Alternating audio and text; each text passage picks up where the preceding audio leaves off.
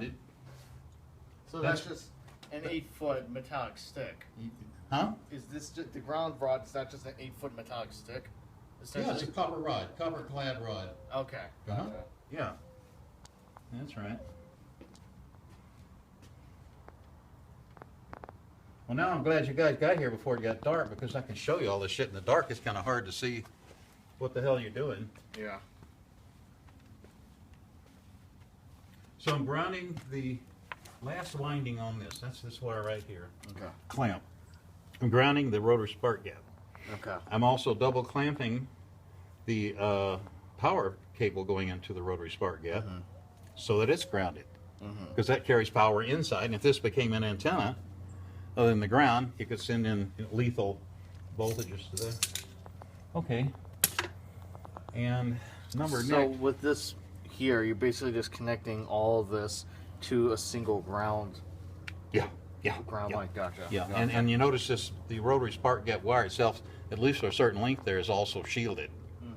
So I don't want any RF getting into this motor at all. Gotcha. Even though I have replacement motors for it and all this crap, I don't want to change it out. I've already done that a couple of times. I'm done with that.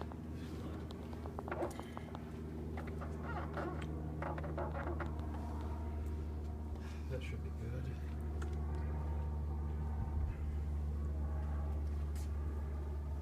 And so let me explain the rest of the coil here. So we got these capacitors charging up and discharging down below.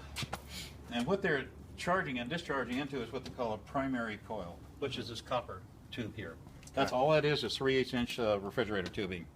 And the reason I bought that is because it's already sealed in a circle, and all you have to do is expand it out a little bit. If you had to bend all that shit individually, that'd be a pain in the ass. You'd kink it and it'd be all fucked up.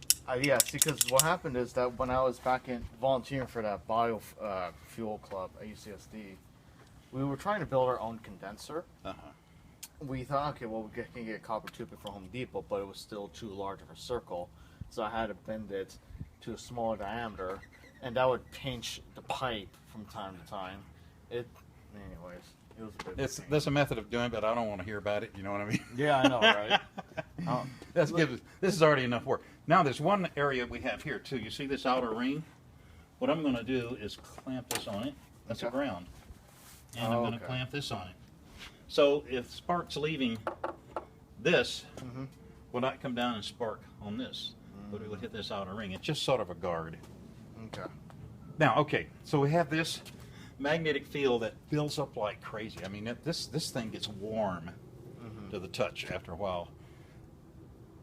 This is a section of the 3/8 inch tubing. The magnetic field builds up like this. Builds up and collapses, builds up and collapses. As it's doing that, it excites this coil, which has 1,500 feet of wire on it, number 22/8 19 strand vinyl covered wire. And the top of this, you can see this little wire up here, is attached to the toroid. This is an aluminum spun device, 2 pieces, that is welded together, and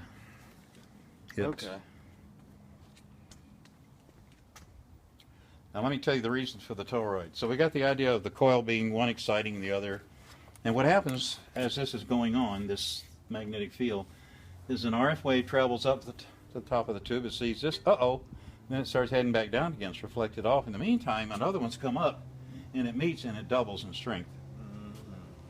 So as it keeps going up and down. Up and down and fatter until it discharges a little bit, and this happens 240 times a second. It looks like you have an almost continuous arc, but what you have is 240 sparks per second.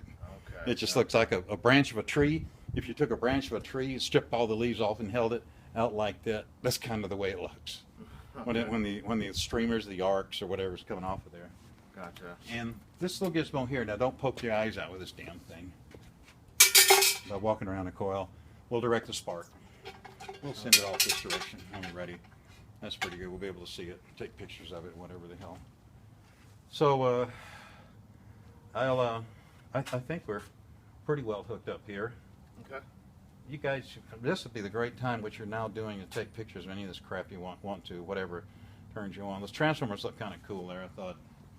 And they're high voltage transformers. Yeah. All this stuff is so difficult to get nowadays.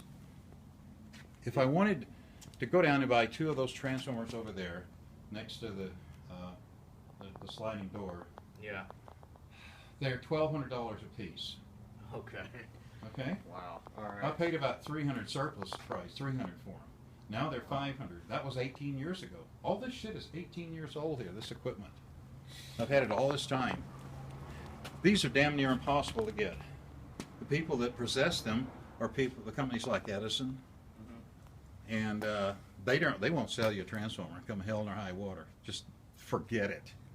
I don't know why. I don't. Maybe they're scared of the liability, or I don't know what the hell they're scared of. So because these transformers and whatnot are not easy to come by, if I would, because what I would eventually like to do, I know very little about electrical engineering. Just want to be clear on that. But I think you understand electricity, basic. I do a thing or two, most definitely. And yeah, and that's really all you need. You don't have to have a degree in engineering, because I don't have. My dad did, but I don't. Right. He probably hates me because I never finished. But if you have a basic understanding, now this sounds a little silly to say this way, a touching, feeling, smelling understanding of electricity. If you really understand what the fuck it is, and nobody does, but in case you do, then it's all you need. Okay. Because you can hook up things, connect things, look at references. Be careful of the references in what you look at. Some is bullshit. There are a bunch of graduate engineers on fucking not eBay. Well, yeah, some on eBay too, but on the Tesla sites, let's say. They have a whole bunch of them now. And they preach all sorts of theoretical bullshit. They've never even touched a Tesla coil. But oh my God, do they know how to this and that? They're full of shit as a Christmas turkey. Okay. Believe me, I'd have no, not trying to degrade their degree in engineering or anything else. I envy them, if anything, having that degree. I would love to have that degree with my other type of knowledge that I'm trying to explain that I have. Now, then I would be I'd be a whip ass. But I'm just really a high-end technician more than anything else, and that's fine with me. I don't care. But I understand radio. This is probably the very first radio transmitter that ever existed. Although Marconi tends to get credit for a lot of that because he stole 17 of Tesla's patents, took them to Europe, and devised a little device where he's sending RF energy. And then Tesla wanted to use the Tesla coil to broadcast electricity, not practical. So what he didn't give up. He invented alternating current. I don't think that was not a discovery. It was an invention, actual invention. And everything we have today running through here is alternating current. Every plug, every light bulb, every electric motor, everything except for a car battery. Yeah, well, car batteries, solar cells, those are all DC. Yep. Edison's invention. Well, it was not necessarily Edison's invention. It was actually an Italian fellow by the name of Volta, and then Georg Simon Ohm, and understand how to measure it and so forth and so on. DC was not Edison's invention. He used DC because that's all he understood. There's very little mathematical stuff involved in calculating direct current formulas. Okay. I is equal to E over R. That's it. Take that formula, do anything you want with it. He did not, and Tesla came and worked for him for a while. He thought, Right. well, this is going to be really something, you know. And Tesla said, well, I've got this and that and the other, and I'm a graduate engineer. And he's one of these kind of guys that I would like to be. Well, I'd like to be a genius, but let's leave the genius part off, which he was. He was an electrical engineer and he was a technician. He could make things and they would work based on what his engineering skills were. Right. And he would be able to explain them. When current alternates, when it changes one direction to the other, it screws up everything. You have a lot of resistance, not just DC resistance, but you have interactive capacitive reactance or resistance, and you have the coils in those transformers have a reactance to them. They tend to, when electricity passes through them, they really don't want the current to change. They try to keep it the same by screwing up the phase angle of the power. And the capacitors don't want any voltage change. And they do it by building up a lot of current inside. So that's working against you every time the alternating current goes. And we'll see this tonight. It'll take me some time now to tune this thing up. I have added inductance to the circuit, that coil. I have probably changed the inductance characteristic between these two transformers because they're now screwed together in close proximity. And I might be a little fucked up and a little older. And it just take me until the light comes on. But you'll see me adjusting this until I finally get it right. Okay. So let's see. Why don't we go ahead and continue to hook all this up? And unless you have some questions for me right now, this would be a great time to ask me anything. Nothing right now. What I'm probably going to do is start reviewing the basics of electricity, try to get a more closer understanding with all this. Maybe I can help you with that over at MagLab. I'd be glad to do that. Yeah, that's perfect. I mean, that would.